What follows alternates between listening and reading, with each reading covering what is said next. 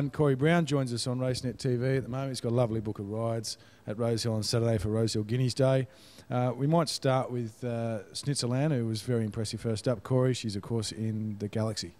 Yeah, drawn a touch awkward at this stage. I know the three emergencies are all drawn inside me, so if they happen to come out of the race, I go into about 8, so that'll make it a lot better.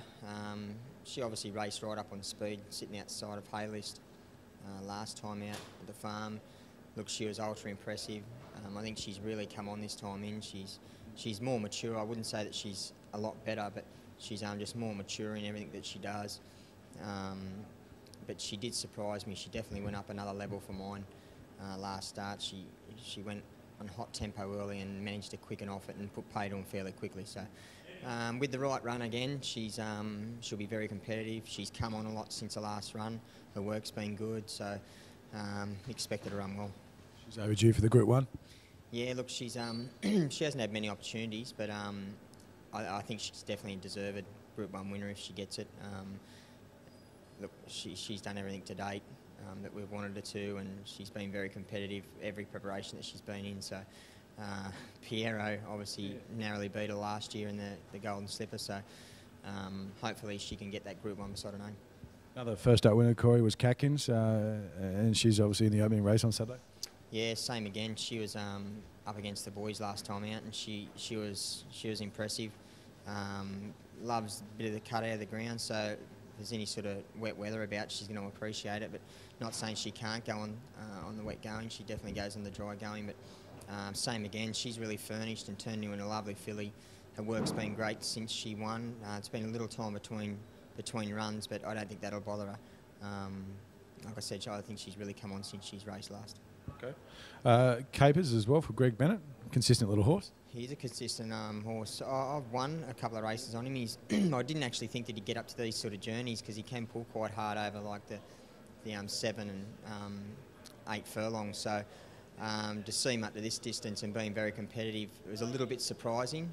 Last time out, I thought he was a little bit unlucky, run into a few, wouldn't call them dead ends, but he copped a few prats and sort of didn't have a lot of luck. So given you know, he gets a decent run on the weekend, I'm sure he'll look the winner, or he'll be competitive.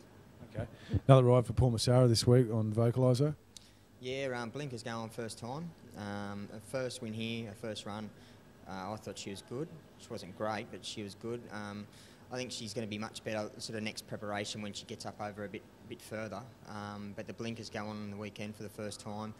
I think she's going to appreciate the Blinkers because last time out she was a little bit, without being off the bridle, she was just squawking a little bit, and I think the Blinkers will focus her right up, and expecting her to run well. And if she does run well, I'll probably ride her in the slipper. At this stage, I'm going to slipper ride, so hopefully she does. Fingers crossed. Rounding out the team that we're going to talk about anyway today is Riva Delago for Chris Waller.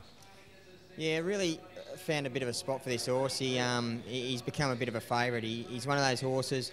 I rode him when Carrots and Casanas had him, but he wasn't. I don't think he was in a happy place. He went to Brisbane and he was a bit of a handful to ride and just done a lot wrong. And since he's joined the Waller camp, he just seems to be in a good place and he's matured and he seems to be a bit of an old stager. And I've had a bit of luck on him this time in. So you know, given he gets the right run, he's drawn a great barrier. He's around his pet distance. So I think just riding quiet like we normally do, riding like he's sort of not out of the race, but just riding like he's having a bit of a bye, and he always managed to attack the line. So, like I said, he's a bit of an old favourite of mine, so I'm hoping he run well. Got a bit of luck with him, that's for sure. Yeah, no, definitely. Like I said, I've only had the 4 rides on him for obviously 2 wins and a couple of placings. So, yeah, he's definitely joined a favourite team of mine. Corey, is there best on Saturday? Look, I really hope Snitzeland gets the Group 1. I think she's deserved of it. She's a little trier, and her first up win was pretty exciting. So, yeah, I think she's going to be my best, followed up by Catkins. Mate, good luck. Thank you. Cheers.